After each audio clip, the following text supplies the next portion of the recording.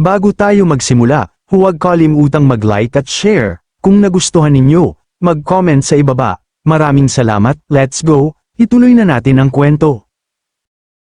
At di nagtagal, walang kahirap-hirap na winasak ni Ye Junlin ang makapangyarihang Heavenly Tribulation Lightning Strike, isang kidlat na dapat ay nagdadala ng kapahamakan, ngunit sa kanyang mga kamay ay tila laruan lamang, sumabog ito sa kalangitan na parang libu-libong paputok, nagliliwanag na parang pista ng mga bituin, at ang alingaw ng pagsabog ay naghatid ng nakabibinging shockwave na yuminig sa buong paligid.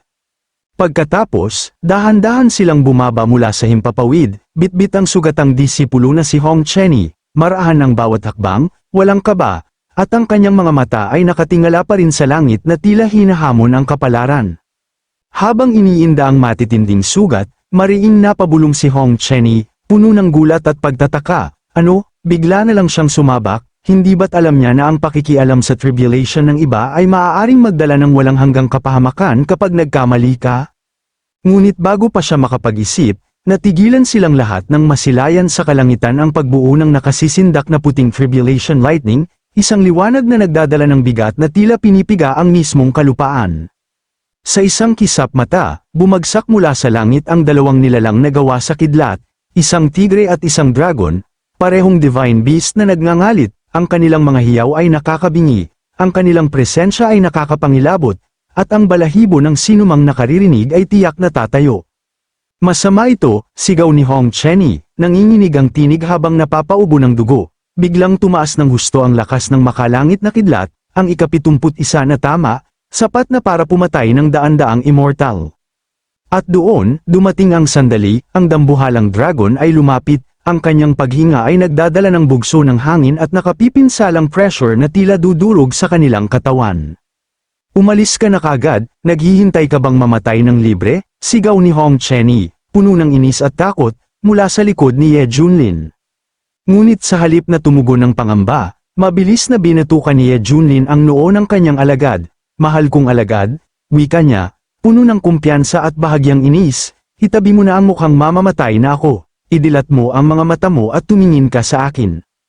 Pagkatapos, humakbang siya pasulong, walang bakas ng takot, at inihanda ang sarili upang salubungin ang papasugod na Heavenly Dragon Beast. Panoorin mo, mariing wika ni Ye Junlin, habang unti-unting nagliliwanag sa gintong kulay ang kanyang mga kamay, kung paano ka ipaghihiganti ng iyong guro. Nanlaki ang mga mata ni Hong Chenny, bakas ang matinding gulat at pagtataka, pabulong niyang nasabi, ipaghihiganti mo ako, dahil ako, ngunit bago pa niya matapos ang mga salita, napahinto siya, sapagkat sa kanyang harapan, si Ye Junlin ay nagpakawala ng gintong enerhiya na yumanig sa buong kalupaan. Batas ng langit at lupa, anyo ng Dharma, lumabas ka, sigaw ni Ye Junlin, at mula sa kanyang kapangyarihan ay lumitaw ang dambuhalang Heavenly Emperor Dharma Manifestation, isang presensyang nakakasindak, tila bumabalot sa buong mundo. Napasinghap si Hong Chenny, ang kanyang mukha ay puno ng pagkagulat at pagkasindak. Paano ito naging posible? Ang kapangyarihang ibinubuga ng teknik na ito ay ilang ulit na mas nakakatakot kaysa sa Heavenly Tribulation. At sa huli, nanginginig ang kanyang tinig habang sinasabi, ang muling pagsilang ng sinaunang Heavenly Emperor, ganito ba talaga siya kalupit? At doon, mula sa kalangitan, dumagsa ang naglalakihang puwersa, ang Heavenly Tribulot at ang nakamamanghang Heavenly Emperor Dharma Manifestation ni Ye Junlin, walang habas nitong sinugod ang dambuhalang Tribulation Dragon Beast, bawat suntok ay parang kulog na bumabagsak, dahilan ng nakabibinging shockwave na yumanig sa buong paligid, isang munting anyo lang ng kidlat, at nangangahas kang humarap sa immortal na ito, mariing panunuya ni Ye Junlin, puno ng yabang at kapangyarihan. Dagdag pa niya, habang mahigpit na hinahawakan ang Tribulation Lightning Beast na tila pinipiga ang mismong kaluluwa nito, kung mangangahas ka pang saktan ng aking alagad, maghanda kang magbayad ng 1,000 beses. At sa isang iglap, ibinagsak niya ang dambuhalang dragon sa kalupaan, ang pagbagsak ay parang pagsabog ng bundok, naghatid ng alingaw-ngaw na yumanig sa buong mundo, tila gumuguho ang mismong pundasyon ng lupa. Samantala, sa kabilang panig, makikita sina Su Yunyan at Li Wuji, ang kanilang mga mukha ay puno ng gulat at takot habang ang lupa ay patuloy na umuuga. Napasinghap si Su Yunyan, nanlaki ang mga mata, at mariing wika, talaga ba, parang may mali dito, para bang may paparating na mas malaking bagyo. Ngunit si Li Wuji, sa halip na matakot, ay masiglang sumambat habang kinukuyom ang kanyang mga kamao. Akala ko nag-self-destruct at namatay ang aking senior brother, haha, hindi pala, si Master pala ito, ang aking walang hanggang Diyos. Sa puntong ito, makikita si Ye Junlin nakatayo, marahang near-refine ang Tribulation Lightning Strike na tila ba ordinaryong apoy lamang. At di nagtagal, nang matapos na siya sa kanyang ginagawa, tumindig siya ng puno ng kumpiyansa, napapalibutan ng gintong enerhiya na kumikislap na parang araw sa gitna ng dilim. Ha? Ito ba ang ikawalo o ikasyam na Chaos Thunder Tribulation? Medyo kumikiliti lang, nakakawalang gana, nakakamanhid ng kamay pero, sa totoo lang, medyo komportable ako dito, panunuyan niya habang nakangiti, tila nilalay ang mismong kalangitan.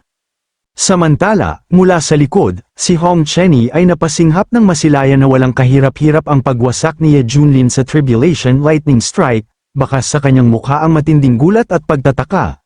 At sa kanyang isip ay mariing bulong, Diyos ko, mas masarap pa ang pagtama ng kidlat, paano naman ang lahat ng sugat at paghihirap ko?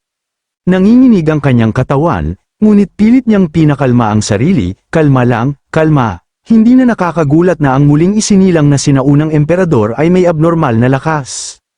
Dagdag pa niya, habang nakapako ang kanyang tingin sa likod ni Ye Junlin, at saka, kung hindi dahil sa walang pag-aalinlangang pagsagip niya, abo na sana ako.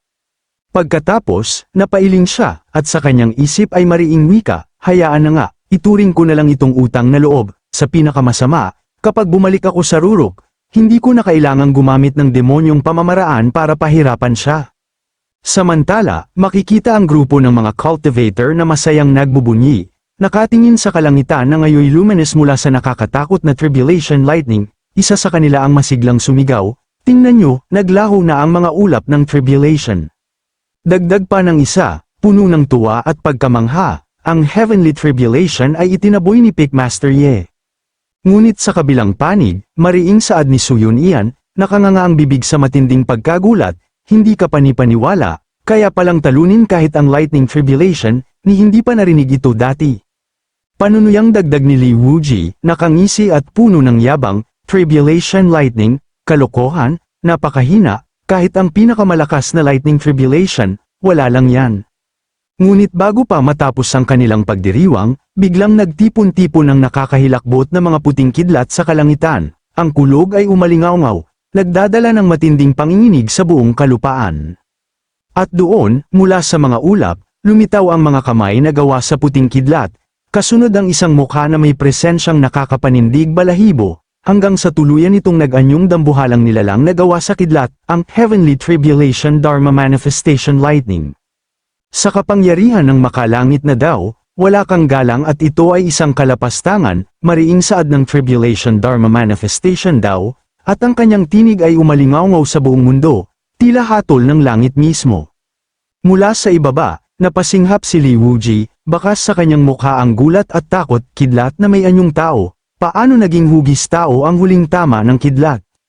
Saad naman ni Suyun iyan, nanginginig ang boses sa takot at pagkasindak, ang huling pagpapakita ng Lightning Tribulation, na lumilitaw lang sa mga alamat sa sinaunang aklat, isang pag-iral na kahit ang Immortal Emperor ay mapapahamak. Sa sandaling yun, iniunat ng Tribulation Dharma form ang kanyang kamay, nagtipon-tipon ang nakamamatay na puting kidlat sa kanyang palad, banal na kaparusahan, bumaba ka, sigaw nito, puno ng autoridad. Dagdag pa nito, puno ng paghamak, ang makasalanan ay dapat parurusahan. At sa isang iglap, buong lakas nitong pinakawalan ang nakamamatay na kidlat, diretso sa direksyon ni Ye Junlin, kasama ang kanyang mga disipulo at mga cultivator ng Xuantian sect. Putya, sect leader, matandang malas, tama nga ang hula mo, ang pinagsanib na kapangyarihan ng Tribulation ay 10,000 beses na mas malakas, takot na sigaw ni Li Wuji, nanginginig ang buong katawan. Samantala, makikita si Suyun iyan na nakaluhod, nilalamon ng matinding takot, habang sa kanyang likuran ay nagtatakbuhan ang mga cultivator para iligtas ang kanilang buhay. Tapos na tayo? Tapos na ang lahat. Walang makakatagal sa banal na kaparusahan ng Dao, mariing saad ng sect leader Suyun iyan, nakatitig sa paparating na atake ng Heavenly Dao Dharma form. Ngunit sa gitna ng kaguluhan, si Ye Junlin ay nakatayo lamang, puno ng kumpiyansa, Nakangisi habang naglalagablab sa gintong enerhiya ang kanyang katawan. Haha, ang galing nito. Magmadali. Sugod, panunuyang sigaw niya. Tila inaanyayahan ang mismong kapahamakan. Dagdag pa niya, matalim ang mga titig at nakangisi, sinasabing ang Chaos Thunder Tribulation ay isang kataas-taasang kayamanan ng langit at lupa, napaka nakapag-alaga at masustansya. Hindi makapaghintay ang immortal na ito na matikman ito ng aking asawa. At sa isang iglap, buong lakas niyang pinakawalan ang kanyang mapangwasak na atake, isang dragon na gawa sa gintong enerhiya, sa malubong sa Tribulation Dharma form. Devo uring roar, malakas na sigaw ni Ye Junlin, at doon, malakas na umatungal ang dambuhalang gintong dragon, kinagat ang Tribulation Lightning Ball, dahilan ng nakabibinging pagsabog at pagyanig sa buong kalupaan, nang masilayan ito ni Hong Chenny, nanlaki ang kanyang mga mata, bakas ang matinding pagkagulat at pagtataka. Mariing bulong niya, ano, siya ba ay talagang may balak na lunukin ang banal na kaparusahan?